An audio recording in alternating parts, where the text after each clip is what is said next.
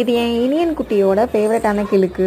பிளாஸ்டிக்கில் யூஸ் பண்ணுறத விட இது மாதிரி பனை ஓலையில் யூஸ் பண்ணுறோம் அப்படின்னா பிள்ளைங்க வாயில் வைக்கிறப்போ ரொம்ப சேஃபாகவே இருக்கும். சவுண்டு கேட்கறதுக்காக உள்ள கல் மாதிரி ஏதோ போட்டிருக்காங்க போல்.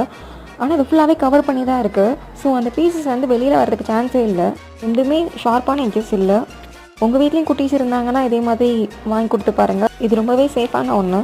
எங்கள் இனியன் கடிச்சு கீழே எட்ஜஸ்லாம் பாருங்கள் ரொம்பவே ஃப்ளாட் ஆயிடுச்சு. உங்களுக்கு இந்த வீடியோ பிடிச்சிருந்துச்சுன்னா லைக் அண்ட் சப்ஸ்கிரைப் பண்ணுங்கள்.